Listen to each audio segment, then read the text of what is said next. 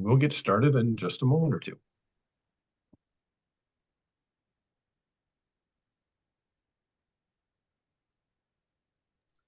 Okay.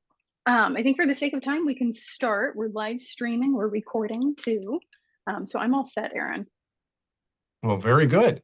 Well, welcome everyone. This is the Iowa Farmers Union Lunch and Learn series. This is the outreach and education effort that we do on a weekly basis to promote family farming, sustainable agriculture, and thriving rural communities here in Iowa. And we are so lucky to be joined today by Ilsa Dewald and Tommy Hexter.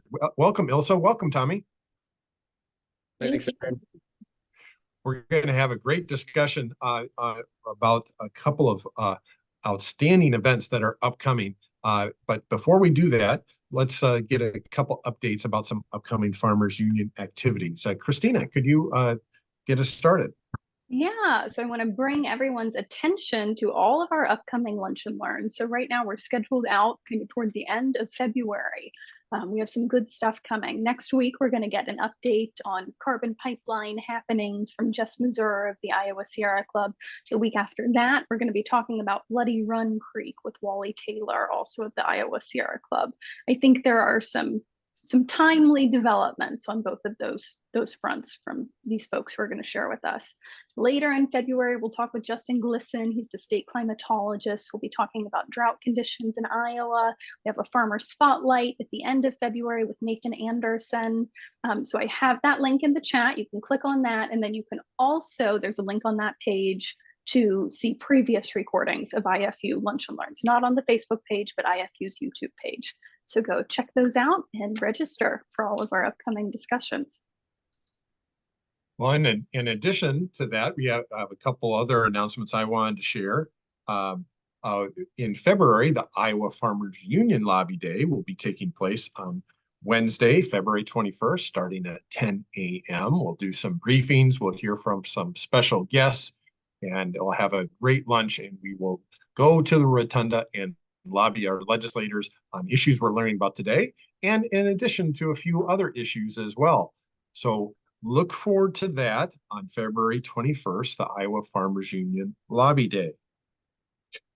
Next, I want to remind people that the National Farmers Union Convention is taking place March 10 through 12 in Scottsdale, Arizona. So if you want to learn more about the National Farmers Union Convention, that's again March 10th through 12th in Scottsdale, Arizona. Go to our website or check out the links that we are providing. So we would love to have a big Iowa contingent getting together with family farmers from around the country, where we learn together, we elect leadership, and we set the policy that guides the National Farmers Union for the coming year. So join us in Scottsdale. We're going to have a great group of Iowans going. But before we go any further, we want to get started with our discussion today. We are so happy to be joined by Tommy Hexter and Ilsa Dewald. They are co-chairs of the Iowa Food System Coalition Policy Network team. They are coordinating advocacy efforts leading up to the Farm and Food Day on the Hill next Thursday, January 25th. And we'll talk about their experience working with legislators, organizing a coalition of farmers and food access activists, and drafting a bill that would expand our farm to school and local food access initiatives. And so we'll learn about that today, and we'll learn about these upcoming activities. So we are very grateful that Tommy and Ilsa are joining us. Thank you for being here, guys. Thanks for having us.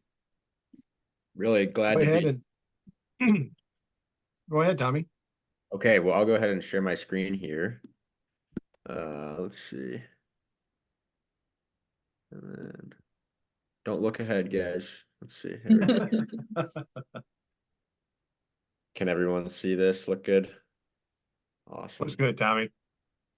Great. So yeah, thanks for the introduction, Aaron. I'm going to start our presentation today. So my name is Ilsa Dewald. I work for Johnson County local government as the local food and farm manager, and I'm involved in the Iowa Food System Coalition in a number of ways, including through the local food policy network team, along with Tommy. Yeah, and I'm Tommy Hexter. Many of you on this call probably know me because I work for Iowa Farmers Union as the rural organizer and educator, and along with Ilsa and another member named Luke Elzinga, who is with the DMARC Food Pantry Network. Ilsa, myself, and Luke co-chair this policy network team. Ilsa, I'll turn it over to you to walk through our slides. To set our stage for today, just touching briefly on the Iowa Food System Coalition generally. So the Iowa Food System Coalition is a relatively new effort of groups meeting together to do food system work in Iowa. There's a long and rich history of food systems work, both in the state government, in local areas, in nonprofit organizations, a multitude of which and these successes can be seen on this timeline. And the coalition is really building off all of that previous work and helping coalesce that effort to bring us into the next phase of growth. With the coalition, there is a collective vision. The vision being that we would have an Iowa food system that cultivates health, justice, and sustainability for all people, communities, and the environment. So working towards this vision is the entire goal of working together as a coalition.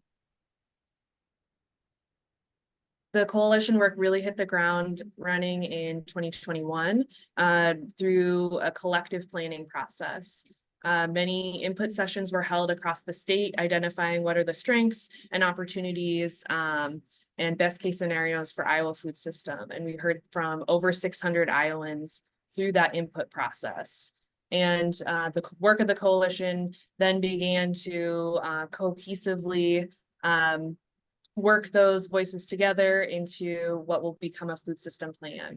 Among those voices include many different representatives of the food system from all different sectors, whether they be chefs or work in nonprofits or are recent immigrants to our communities, our farmers, or work for universities. In forming a food system plan, which we are very much almost achieving our final draft, we're getting very close. There are several things that kind of rose to the surface as like, here are the major or primary identities that we are discovering that we can have in our Iowa food system. So the needs for our food system include investing in those building blocks, looking at infrastructure that is present and needs to be present in order to build up our local and regional food systems, whether that infrastructure be the land itself, but also business development support and procurement support. Looking at ensuring that the health and resilience of Iowans. How are we identifying opportunities to integrate the conversations of health and nutrition in this food system work, making sure that the labor that goes into all of our food system work is equitably compensated, and that our ecosystems are resilient with all of the work that we're doing. And in order to achieve many of these goals, it takes the work of Iowans to be empowered as change makers. How are we communicating collectively? What is our, how do we continue to have conversations like we did with the input sessions? And how do we turn that input into policy direction? And this is where I'll hop in a little bit because after Ilsa gives that great overview of the entire Iowa Food System Coalition, today we are going to be focused primarily on that bottom right corner there, the Local Food Policy Network. And we are very glad to be able to represent the entire Iowa Food System Coalition in the policy space. And so that means working intersectionally across all of these different issues. And so frequently, the kinds of things we're coming across in policy have to deal with land and resource access, business development, food procurement, infrastructure, all of these other issues kind of tie into our policy efforts. And so what we are as the Food Policy Network is kind of that voice, that vocal voice for the rest of the coalition as we go into our legislative session. As many of you are probably aware, it is that time of year. We are headed into our legislative session. And so we wanted to give a little update on what we've been up to this year. in what is really the first legislative session the Iowa Food System Coalition has been a very active participant in. So I'll just tell a little bit about the formation of our policy network team. As I said, we have 3 leaders, myself, Ilsa, and Luke, and we all come from different backgrounds. Myself working with the Farmers Union, Ilsa with Johnson County and the food team there. And Luke comes with more of a food access expertise as he also runs the Iowa Hunger Coalition. And so bringing together, local, state efforts around both food access and farming together as we're forming this policy team, and recognizing that everyone on our team has about 10 total members, are leaders as well.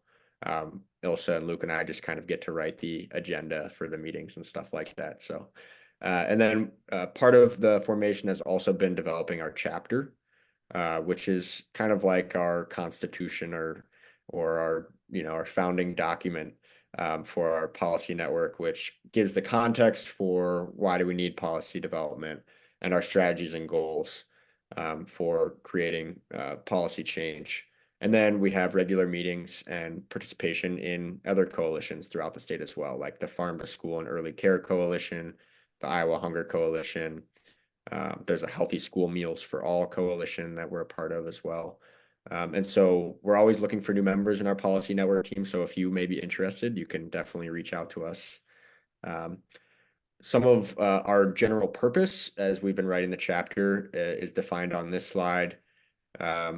We engage state and local partners to discuss, organize, and advocate for transformational food system policy change. And so these 4 bullet points beneath are kind of the strategies we use for that. We identify, document, and analyze existing food system policies. We create partnerships and support legislation needed for food systems policy change. We strengthen advocacy networks around aligned food systems policies, which includes hosting trainings. And then we work around the state, networking with local food policy councils and other more community-based food coalitions, so at the county level and the city level. And then in this year in particular, we have been up to some new stuff. As I said, this is kind of our first time around the block as a coalition being organized enough to have our own policy agenda.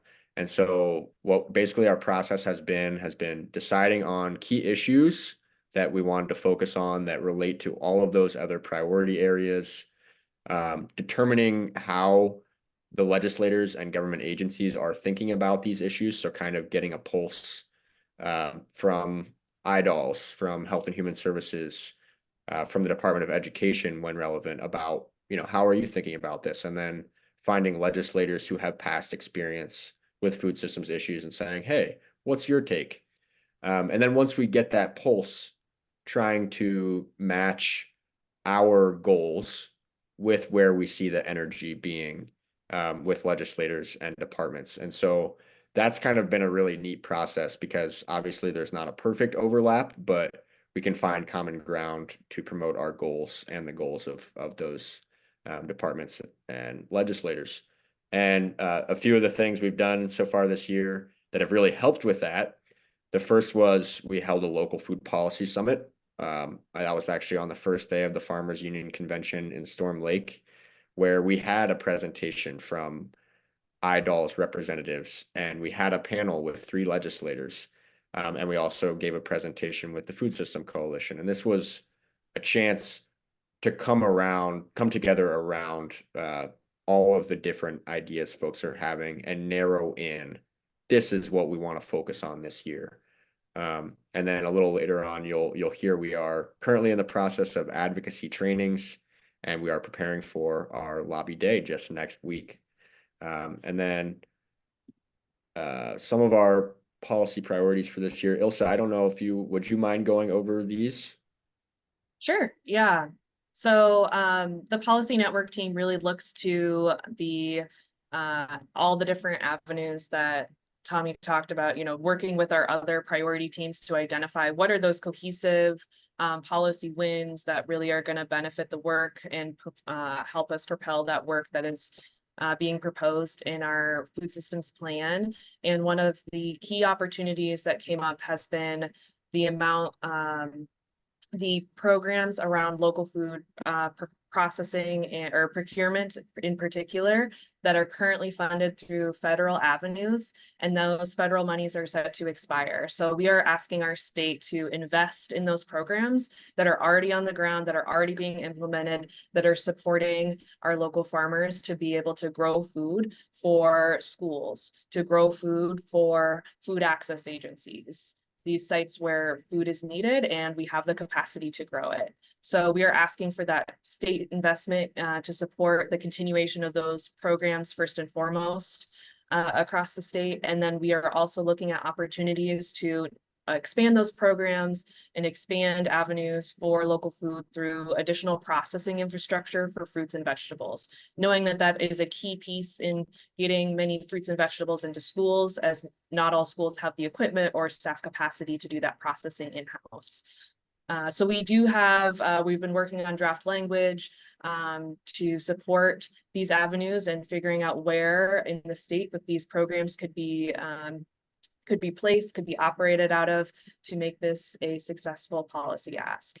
In addition, this is the Procurement and Processing Act is our primary focus for this year, but we are also very mindful of other things related to our local food system work that are happening and are being advocated for, including supporting double up food bucks, the ability to purchase, to increase purchasing power of SNAP dollars for fresh fruits and vegetables, to support rural grocers throughout the state, Choose Iowa being run out of IDOLS, supporting the work for local food branding, and also an opportunity to talk about having healthy school meals for all. How do we continue some of the work that was set post-pandemic to support kids and families, and are there opportunities to make that food available all the time? I'll just add a couple notes on this slide too. We had a question come in about what are the LFS and LFPA? What do those acronyms stand for? On the right side of the slide here, you see the diagrams will maybe explain a little bit, but the LFS stands for Local Food for Schools, and the LFPA stands for the Local Food Purchasing Assistance Program. And these were both pandemic programs run through the USDA, where each state had a cooperative agreement that granted a lot of money to be given out for the LFS was food from local farmers to be given to schools, and the LFPA was food from local farmers to be given to food pantries and other community food access organizations. And that was actually, I think our trivia question today was about how many producers in Iowa are currently signed up for these programs. So if you have a trivia answer for that, a guess of how many producers are participating, please go ahead and put that in the chat. And then I will also just make a comment. It's really nice, like Ilsa said, our primary goal has been working on that top ask, permanent funding for those what are now federal programs at the state level, and adding some processing in. But these bottom four asks as well are issues that a lot of our coalition partners are working on. And so while it may not be a focus of the overarching coalition, we can support those efforts and have a collective voice for those things. So I will move on here and let you all know of a couple things we can invite you to. We are in the midst of advocacy training sessions, which are a weekly event that we've been having since the beginning of January. We only have one left, and we hope you will join us. It is next Tuesday night, and we are going to be giving tips and tricks about logistics and key points when you're talking to your legislators at our Day on the Hill. I put this nice smiling picture of all of us at last Tuesday's event, so to encourage everyone to join. And then lastly, this is an overview kind of our Day on the Hill, which is next Thursday. I believe the link is in the chat to sign up, but we would love to see you there with all of our other food system advocates to really gather around these issues and speak with legislators. This is the first ever Iowa Food System Coalition Food and Farm Day on the Hill. So we hope you will be there to join us. Yeah, we're really excited to educate and advocate for the work that we're doing. And I think there's a lot of opportunities, no matter what your interest or expertise or skill set is in the food system and in Iowa and in our communities. Well, great. And we had a couple questions. One was asking, were the advocacy training sessions recorded and will they be made available? We have information about that? Yes, they all are recorded. So I will make sure that Christina has the access to those recordings and can send them out, maybe in an email to today's Lunch and Learn participants. Very good. Well, a couple of questions have been coming in. We won't be able to get to them all, but remind us how these programs, local food for schools and local food purchasing agreements, these are big investments from USDA. They're just new programs, and they require a lot of coordination. How is that going in Iowa? And how's it going in Iowa compared to other states that are trying to ramp up their efforts in this way? Ilsa, I'll let you start if you're interested. Sure.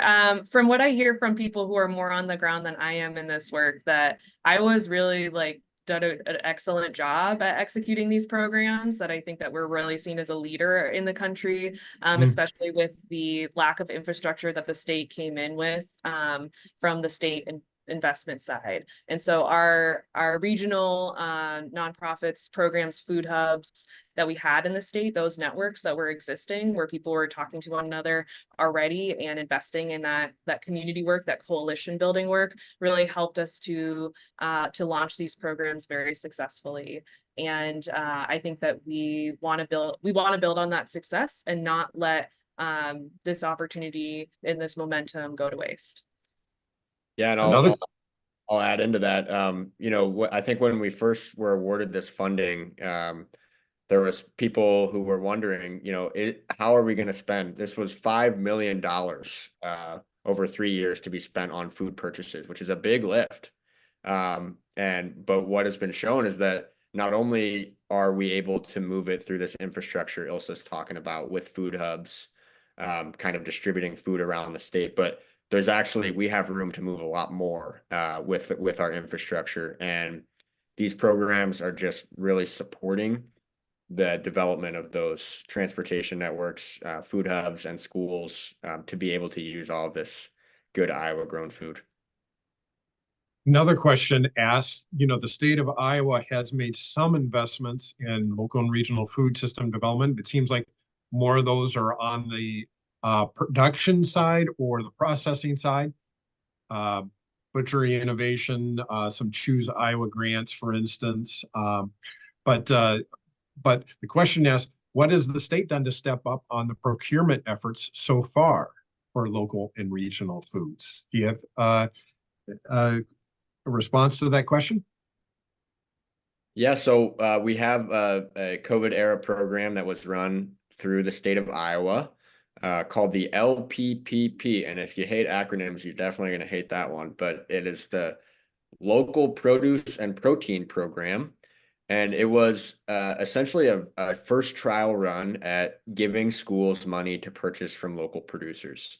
And that was run through IDOLS, and it was very successful for, I'm not sure if it was 1 or 2 school years. But then it stopped. We had a break, and then the LFS came back the next year. And so we were able to build on that initial state investment with the federal program. And now we're looking, how can we continue this with another long-lasting state investment? I'm not sure if I can point to any other state procurement policies. Ilsa, can you? Not that I can think of, but I think that is the pilot program that we have. It's the stepwise from the LPP to the LFPA and LFS programs. And now we're wanting to see that those federally funded programs become a state investment. And I think that this is an opportunity, and we have built up that infrastructure. So we're hoping to inform our elected officials of this opportunity, and so that they can help us out. That's improve right. Well, the- it sounds like it's an ideal time for the state to step up their investment on the procurement side of things, and great opportunities for us to get involved. We won't be able to get to all the questions we have today, so I apologize to folks for that.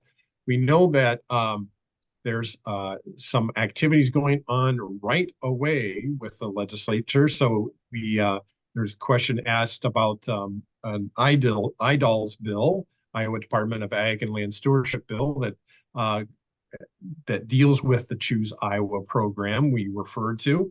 And I know that some Iowa Food System Coalition partners are involved in that, and we'll be monitoring that as closely as possible. In fact, I think there's a subcommittee coming up on Monday.